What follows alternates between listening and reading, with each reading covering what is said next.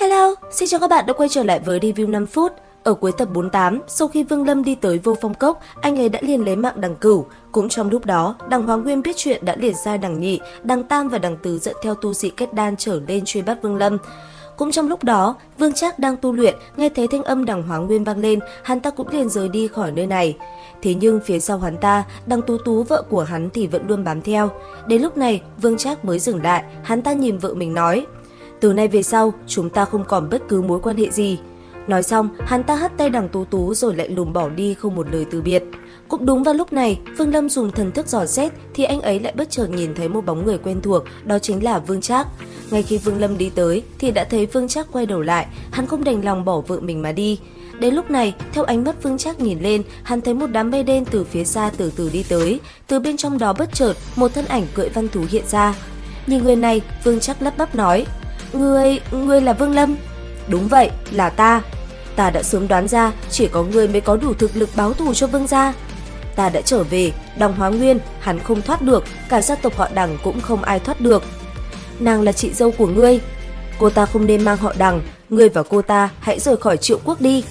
Dứt lời, Vương Lâm không thèm liếc Vương Trác lấy một cái, anh ấy liền xoay người nhảy lên mình văn thú rồi phóng lên trên cao. Thấy vậy, Vương Trác lặng lẽ nhìn Đằng Tú Tú nói: "Tú Tú, chúng ta đi thôi." Dứt lời, hắn vuốt nhẹ mái tóc vợ mình rồi điểm lên mi tâm, Tú Tú liền bỏ mạng.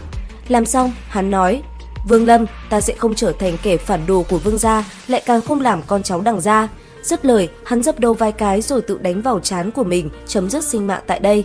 Cứ thế, hắn ôm thê tử vào lòng, cả hai cứ thế qua đời. Thấy vậy, Vương Lâm thở dài, thu lấy linh hồn của Vương Trác, anh ấy cũng liền cưỡi văn thú rời đi khỏi nơi này. Thời gian qua đi, không lâu sau, Vương Lâm đã hóa thành một đám mây đen bay nhanh trên bầu trời. Sau đó, từ trong đám mây đen kia, thân ảnh anh ấy rất nhanh đã hiện ra. Sau đó, đứng trước một tông môn lớn, anh ấy liền một đòn phá tan đi đại trận bảo vệ nơi này. Làm xong, kinh khí liền đè ép xuống đám người bên dưới, thanh âm lạnh lùng vang lên nói: "Đằng gia Hạch Tâm, còn không lăn ra đây cho ta." Nghe thanh âm này, từ trong tông môn kia, ngay lập tức ba tên Đằng Nhị, Đằng Tam và Đằng Tứ cũng liền xuất hiện. Sau đó, một màn võ mồm giữa ba tên này và Vương Lâm cũng liền diễn ra hết sức quyết liệt. Thế nhưng, với Vương Lâm, cho dù nói gì, kết thúc với anh ấy cũng chỉ là một chữ tử mà thôi. Nghe những lời đáp trả của Vương Lâm, Đằng Tứ tức giận. Rất nhanh, hắn ta đã liền đánh ra một cái chùy khổng lồ về phía Vương Lâm. Đối diện với nó, bàn tay Vương Lâm khẽ động, ánh vàng tỏa ra, anh ấy liền mạnh mẽ đón đỡ cây chùy đánh tới. Khoảnh khắc va chạm, một tiếng len keng kinh người vang lên, Vương Lâm sau đó liền dùng công kích phá tan chiếc chùy lớn. Thấy vậy, Đằng Tam bàn tay khẽ động, một chiếc bát cũng liền hiện ra.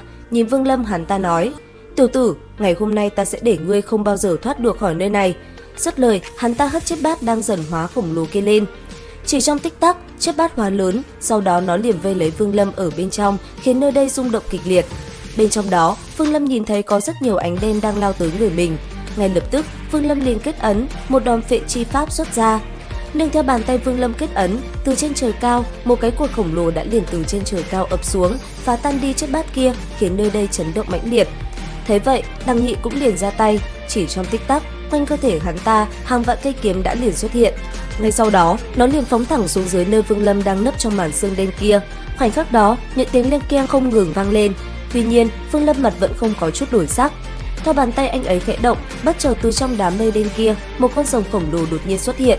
Sau đó, cưỡi trên đầu con rồng kia, Vương Lâm xõa tóc lạnh lùng đi ra, ánh mắt anh ấy lúc này đã đỏ rực bởi cực cảnh thần thức. Giờ khắc đó, mây đen che kín trời, ánh đỏ tràn ngập nơi này. Nhìn ba tên kia, Vương Lâm quát: "Đằng gia Hạch Tâm, tất cả đều phải bỏ mạng." Chứng kiến Vương Lâm như vậy, ba tên Nguyên Anh kỳ kia tức giận quát: "Tất cả đều lên cho ta!" Dứt lời, hàng ngàn tên tu sĩ Đằng gia phóng lên. Sau đó, bọn họ theo thân ảnh ba tên Đằng Nhị, Đằng Tam và Đằng Tứ cũng liền lao về phía trước. Tuy nhiên, ánh mắt Vương Lâm lúc này đã đỏ rực. Chỉ trong tích tắc, cực cảnh thần thức đã phóng ra, hàng trăm tu sĩ trong nháy mắt cứ thế ngã xuống, toàn bộ bị cực cảnh lấy mạng. Còn ba gã Nguyên Anh, sau một hồi giao chiến căng thẳng, kết cục của bọn hắn cũng thế, tất cả hàng ngàn người đều bị Vương Lâm lấy mạng. Ở nơi xa, chứng kiến liên tiếp ba khối ngọc giản tan vỡ, Đằng Hóa Nguyên từ tức giận bây giờ đã chuyển sang sợ hãi.